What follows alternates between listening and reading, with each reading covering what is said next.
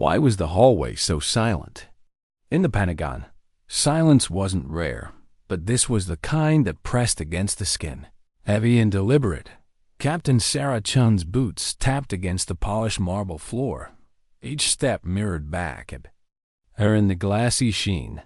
The fluorescent lights above turned the corridor into a tunnel of sterile light, stretching toward a single oak door that felt more like a final verdict than an office entrance. Room 3, E88, General Robert Morrison's office. She had heard the stories whispered in officers' clubs from Kandahar to Stuttgart. Morrison wasn't just a general. He was a force of nature, a man who had clawed his way up from the mud of Vietnam firefights to a seat at the highest tables of American power. They said his eyes could strip an officer bare in seconds, that he could read a lie in a heartbeat and dismantle a career in less than a sentence. Some called him brilliant.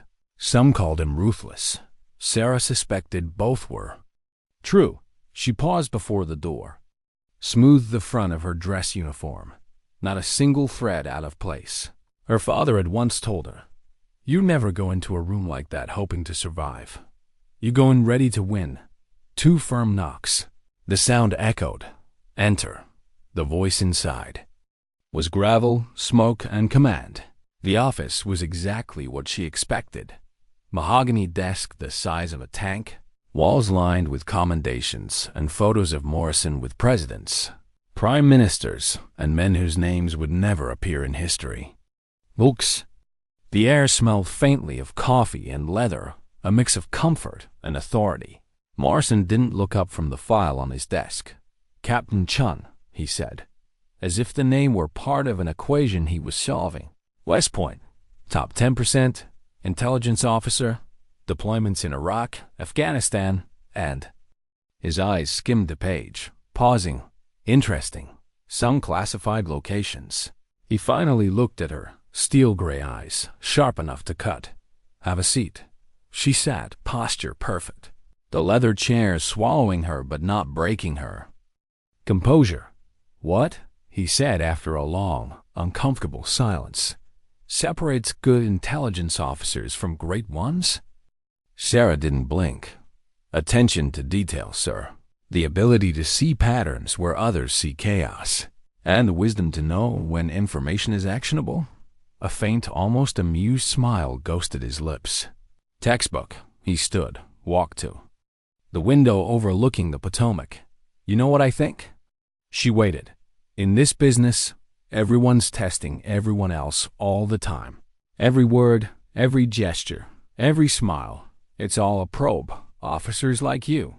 He turned, his expression sharpening to something predatory. "You think you know the game because you've been trained for it. But real intelligence? That's learned in the field, under fire, with the cost measured in blood, not grades." The air in the room changed. Thicker, heavier. Sarah knew this was the test. He was probing, waiting. Then he moved closer, slow, deliberate, his right hand shifted, fingers curling, subtly aligning into a configuration no casual observer would notice. But she noticed, and her blood turned to ice. It was a Navy SEAL extraction signal. Classified, urgent. Enemy contact, immediate backup required. Her mind raced. How did an Army general know it? Was this a trap? If she pretended ignorance, she'd be safe. But there was something in his gaze waiting, measuring like a chess player who had already moved 3 turns ahead. Her left hand moved without thought, muscle memory, the counter signal. Mission compromised. Abort extraction. The movement was so small it could have been a twitch, but Morrison saw it. His coffee mug slipped from his other hand, shattering on the floor. The sound cracked through the room like a gunshot. Dark coffee spread across the Persian rug, bleeding into the fabric. Morrison stared at her hand as if it had just spoken in a language only the dead understood. "How in God's name do you know that signal?" His voice was low, almost a whisper. The silence between them stretched thin. Ready to snap, Sarah held his gaze. She could feel the gravity of the moment, how one wrong word could end everything she'd built. Morrison's expression hardened. He reached for the secure phone. "This is Morrison. Security team to my office. Full lockdown protocol." 3 minutes later, the door burst open. 2 MPs. A tall blonde in civilian clothes with eyes like sharpened steel. Captain Chun. She said evenly, "You're coming with me." Sarah didn't resist. She knew this wasn't the end of the test. It was only the beginning. Why was it always colder underground? The air in the secure sublevels of the Pentagon seemed to carry a different kind of chill, not the kind that bit the skin, but the kind that crept into the bones. Sarah walked between 2 military police officers. Her wrists free, but her every movement watched.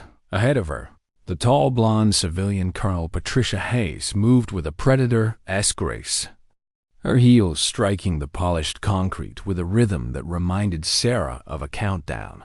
Checkpoint after checkpoint, each one deeper, each one quieter.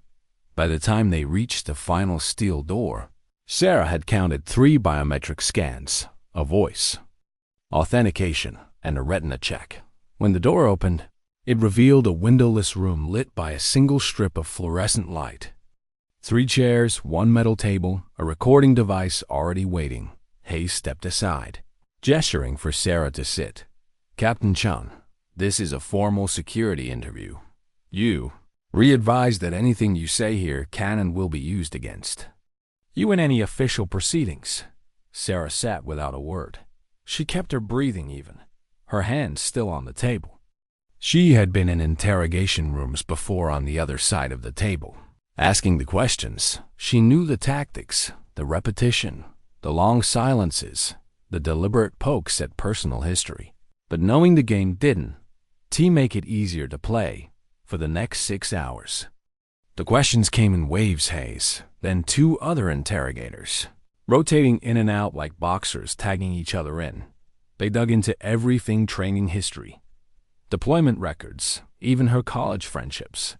At one point, Major Williams flipped through a stack of papers with theatrical slowness. Afghanistan, 2021. Iraq, 2019. And here, he tapped the page. A 6-month classified assignment with no location listed. "Care to explain?" "I was assigned to a joint intelligence fusion center," Sarah said evenly. "The location and mission details are above my clearance to discuss in this setting." Williams leaned back, smirking. "That's convenient." The game was clear keep, circling the same questions until fatigue cracked her resolve. But Sarah's answers didn't change. When Hayes returned hours later, her tone shifted from patient to sharp. "Captain, every fusion center we contacted denies any record of you. If you were where you say you were, I would know about it. So either you re-lying, or someone went to extraordinary lengths to erase you." Sarah felt the weight of her oath, the one she'd taken not just to the army, but to an operation that didn't officially exist. Breaking it now could burn everything. Keeping it could destroy her career. Her voice was calm when she spoke. "If I hypothetically had knowledge above my clearance, what would be the correct procedure to address it?" Hayes narrowed her eyes. "That depends on how you came to know it, and who authorized it." Sarah took a slow breath. She knew the words she was about to say would either end this interrogation or set it on fire. "Call Admiral James Reeves. Tell him Ghost Walker needs to come in from the cold. The shift." In Hayes' face was immediate confidence draining, replaced by something Sarah hadn't expected to see in a DIA officer: fear. She stood abruptly, already reaching for the secure phone. "This interview is suspended. Do not move." 23 minutes later, the door slammed open. Admiral James Reeves strode in wearing civilian clothes, his presence filling the room before he even spoke. Steel gray eyes scanned Sarah, recognition flashing there, followed by relief. "Everyone out," he said, voice low but absolute. When Hayes hesitated, Reeves' tone sharpened. "Colonel, you about to wade into waters that will drown you." Out now. The room emptied in seconds. Reeves walked over, switched off the recorder, and set a small device on the table. A faint electronic hum filled the air. "Captain Sarah Chun," he said quietly. Then, after a pause, "Or should I say, Sarah Mitchell, journalist," for the first time in 6 hours. Sarah let her guard slip, just a fraction. "I wasn't sure you remember." Reeves leaned back, his gaze never leaving hers. "What you did in Syria." "I couldn't forget it if I tried." The hum of the jammer in the interrogation room felt louder now. Or maybe it was just her heartbeat pounding against her ribs. Sarah watched Admiral Reeves' pace, his civilian clothes doing nothing to blunt the steel in his posture. 3 months ago, he said, "we picked up chatter from remnants of that cell, the one you helped us dismantle. They still out there. And they've been looking for someone." She didn't need to ask who. Reeves stopped pacing. "They know Sarah Mitchell is dead, but they think she had helped someone still alive. They've been digging, tracing. And now, your name is in their wind."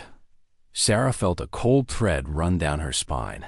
She'd always known the past could catch up to her. She just hadn't expected it to knock on the Pentagon. Estor Reeves' voice dropped. "This isn't just about you.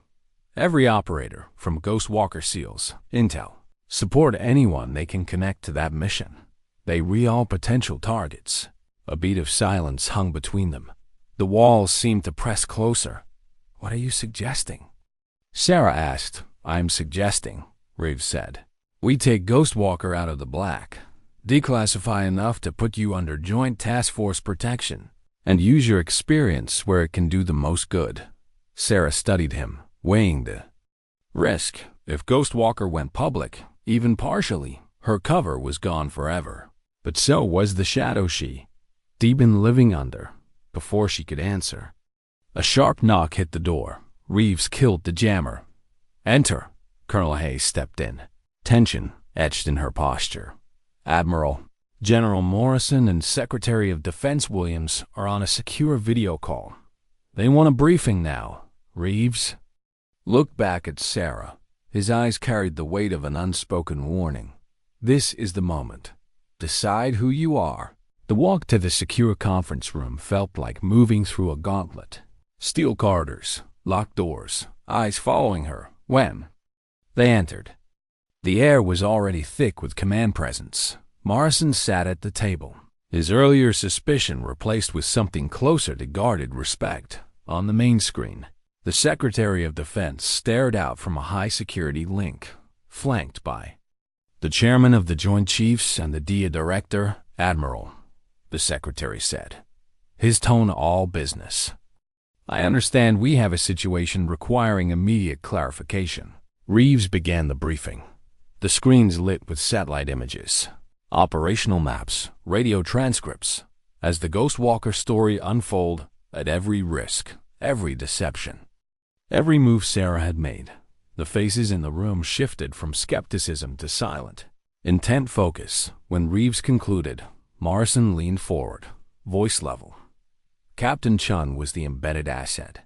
Her performance was extraordinary. The Secretary's gaze found Sarah. "Captain, why didn't you disclose this under interrogation?" Sarah stood straight. "Sir, my operational security oath was explicit. I couldn't speak until the proper chain authorized it. I held that line until it was clear the situation required full disclosure." The chairman of the Joint Chiefs broke the silence. "Admiral, your recommendation?" Reeves didn't hesitate. "Assign Captain Chun to a new Joint Counterterrorism Task Force. Her skill set is unique, and she'll need our protection." Morrison gave a slow nod. "I support that." Secretary's eyes stayed on Sarah. Then it's decided. And just like that, the course of her life shifted. The Pentagon felt different in the morning light, quieter, less like a fortress of steel and marble, and more like a place holding its breath. Sarah stood in a smaller, private conference room. No screens, no panels of generals, just a handful of people who understood exactly what Ghostwalker had meant. Admiral Reeves, General Morrison, Colonel Hayes, and a man she hadn't seen since Syria, Chief Petty Officer Mike Kowalski. He was broader than she remembered, his presence still carrying that unshakable weight. But when he saw her, the stoic mask cracked. "Doc," he said, his voice gruff but warm, before wrapping her in a bear hug that lifted her clear off the ground.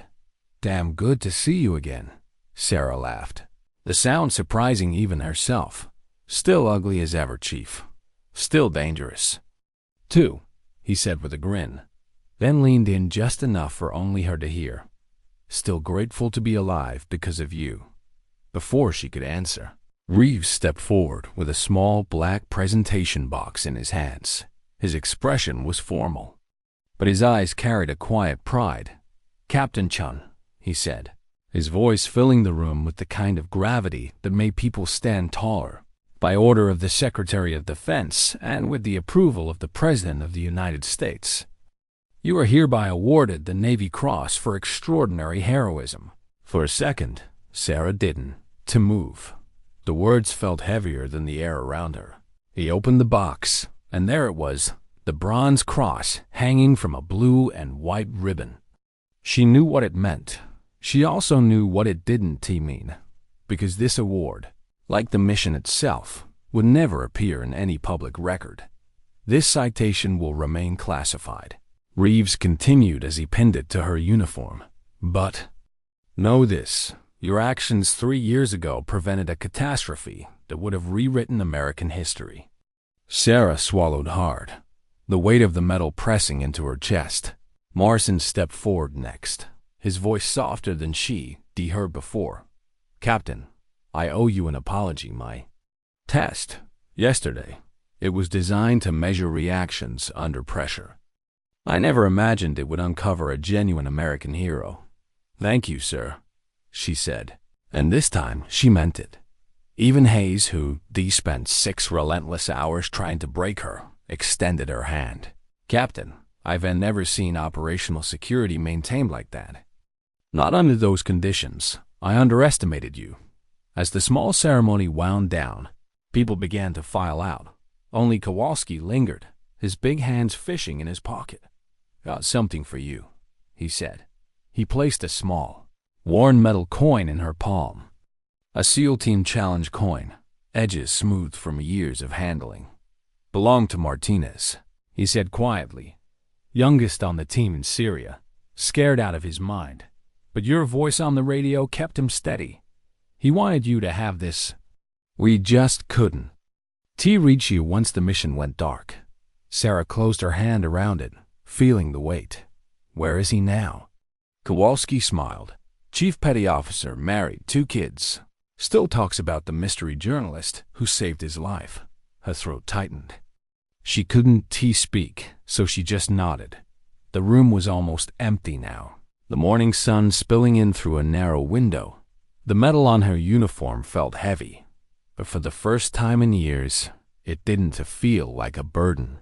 She wasn't just Captain Sarah Chun anymore. She wasn't just the officer with a gap in her record. She was Ghostwalker. The air in Syria had a taste to it, burnt metal, dust, and the faint tang of fear. It was the kind of place where even the wind seemed to know it shouldn't. To make a sound, Sarah crouched in the shadow of a crumbling wall, her press badge tucked deep in her vest pocket, replaced by something far more dangerous. A small, encrypted radio disguised to look like a journalist's recorder. Through the haze, she could see them 6 Navy SEALs pinned down inside a battered building across the street. The enemy had them surrounded, rifles bristling from windows, movement in every alley. Their extraction bird had been shot down 15 minutes ago, and the backup team was hours away. Her hand twitched toward her earpiece. She wasn't supposed to be doing this, not as a journalist, not as anyone. But the truth was, Sarah Mitchell hadn't been a journalist in weeks. Ghostwalker. That was the name Admiral Reeves had given her in the briefing back at the black site, an asset who could move unseen through enemy territory. ask questions without suspicion, and pass information to a SEAL team without ever appearing to be connected. It had sounded almost easy in the briefing room now. Now it felt like walking a tightrope over a minefield. 2 weeks earlier, she'd been pulled from her Army intelligence unit under orders so classified they didn't appear in her personnel file. The training had been brutal hand signals, radio, protocols, covert navigation. At first, the SEALs hadn't trusted her, treating her like a liability, especially Chief Petty Officer Mike Kowalski Gruff. Uncheckable, built like a wall, he'd barely spoken to her except to bark orders. But she learned fast, faster than anyone expected.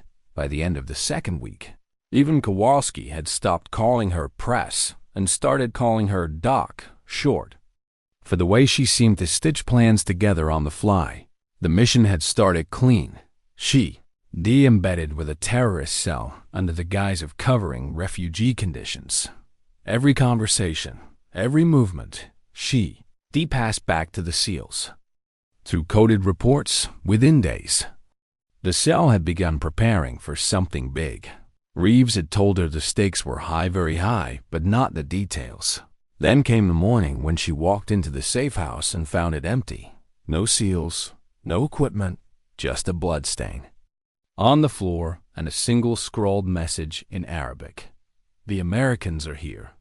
That was when the trap had snapped shut. The cell had known about her all along.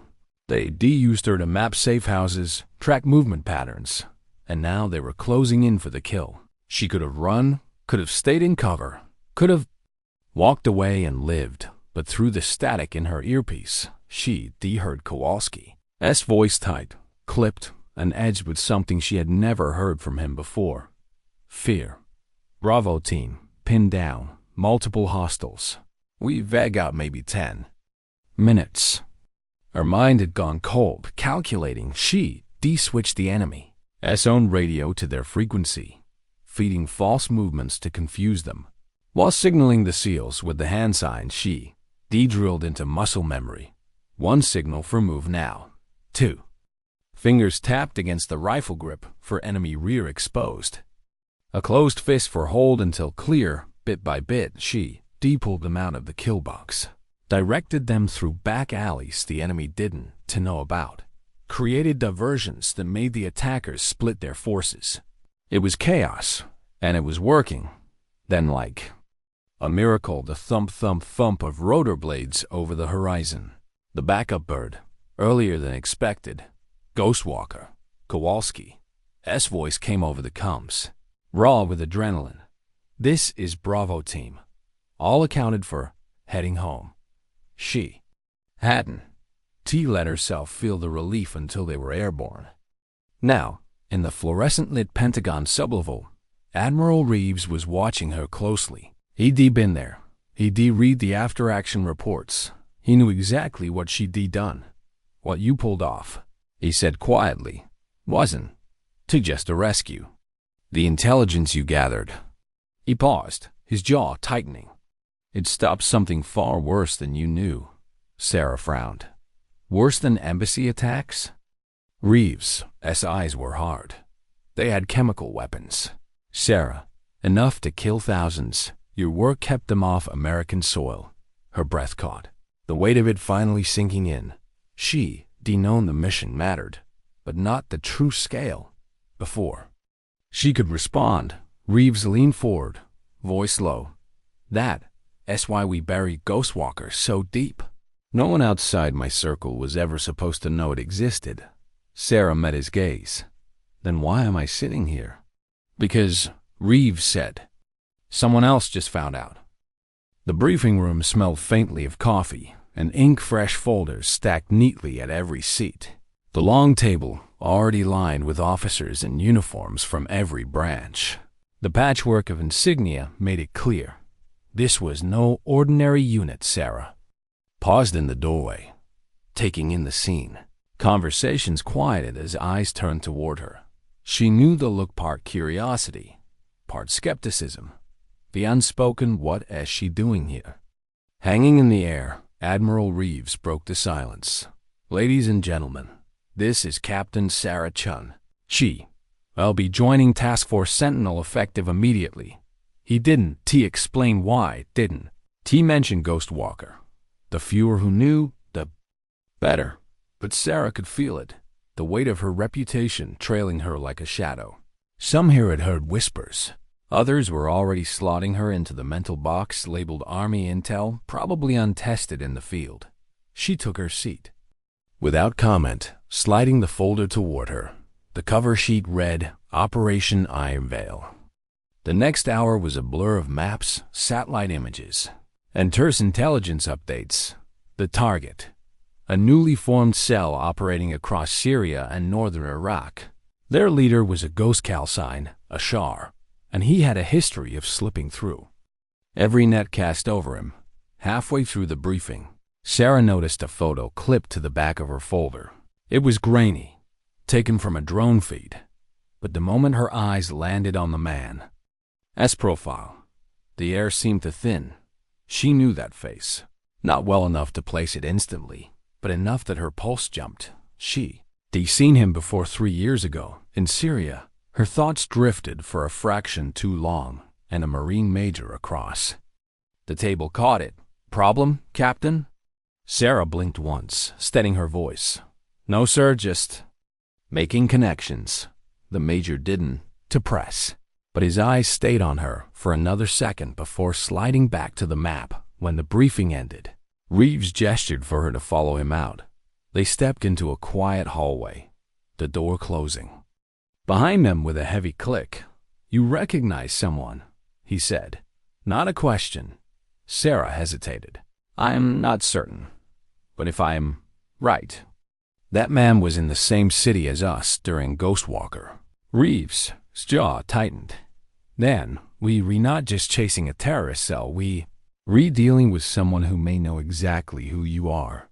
The realization settled in her chest like a weight. This wasn't just a mission. This was a door back into the past. She barely escaped. You still in, Captain? Reeves asked. Sarah met his eyes.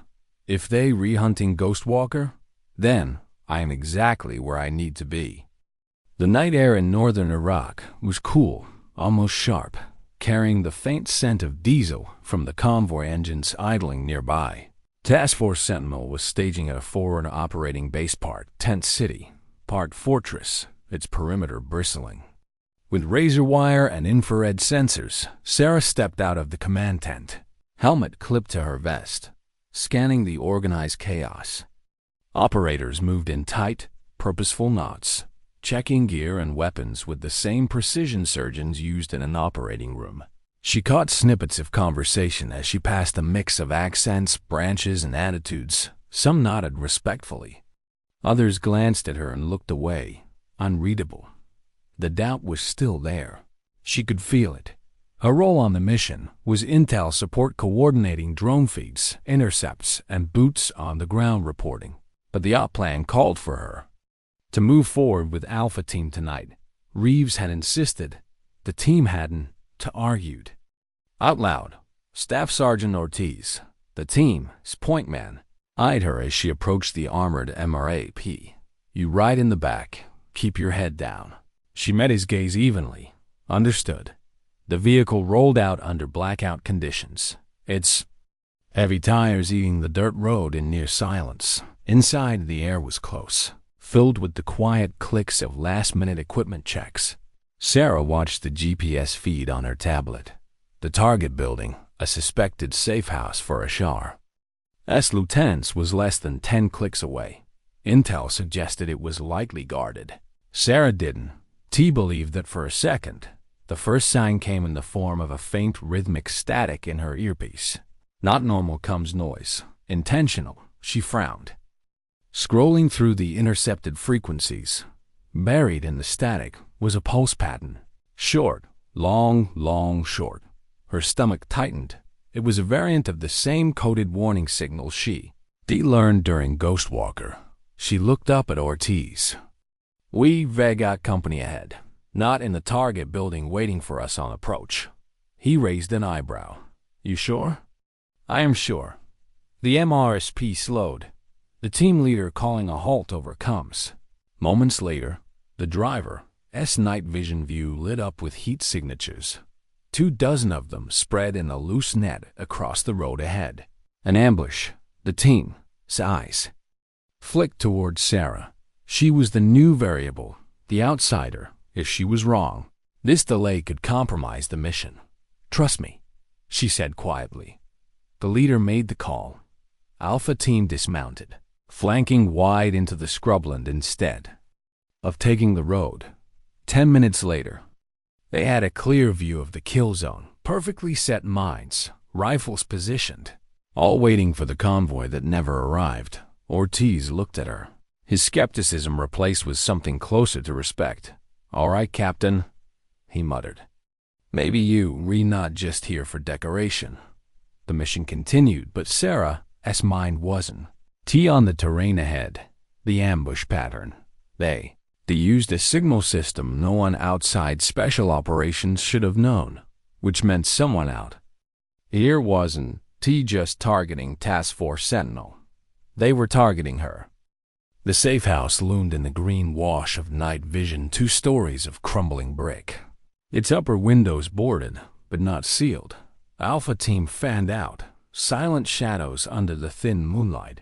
Sarah stayed close to Ortiz, her suppressed sidearm drawn, scanning for movement. Her comms crackled softly with the low murmur of status checks. The breach went smooth, too smooth. First floor clear, no resistance. They moved to the stairwell. That's when she saw it spray-painted on the peeling wall in rough Arabic script. The words weren't meant for the locals. They were meant for her. Ghostwalker dies in the dark. Her grip tightened on the pistol. She didn't answer when Ortiz asked what it said. Instead, she scanned the landing, heart pounding harder than she wanted to admit. On the second floor, the air was warmer, heavy with the smell of dust and sweat. A single bulb swung from frayed wires, casting slow-moving shadows across the empty room. In the center of the floor sat a crate, military-grade, unmarked. Sarah crouched, ran her gloved fingers over the lid. No locks, just a simple latch, like they wanted her to open it.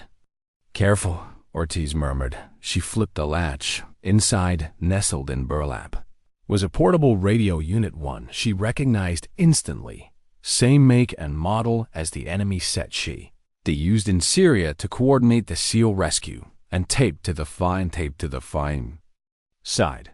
A weathered SEAL team patch. Her stomach turned cold. This wasn't just a threat. It was a message.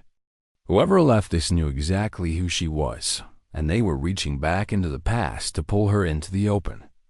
The team leader's voice cut in over comms. "Intel package secured. Exfil in 2. Sarah closed the crate, forcing her breathing. Steady. If she told them the truth here, the mission's focus would shift entirely, and they might lose their shot at Ashar. But if she stayed silent, she'd be carrying this alone. Just like before. On the way out, she caught Ortiz watching her. He didn't say anything, but his eyes told her he'd seen more than she wanted him to. Back at the MRAP, Reeves' voice came through on the secure line. "Tight and urgent. Report." "Captain." Sarah looked down at the crate between her boots, its contents rattling slightly with each bump in the road. "Package recovered," she said. "No casualties. Possible intelligence value high." She didn't mention the spray paint or the patch. Not yet, because deep down, she knew this wasn't to the end of the mission. This was the start of something bigger, something personal. And somewhere out there, in the shadows of the Middle East, someone was hunting Ghostwalker.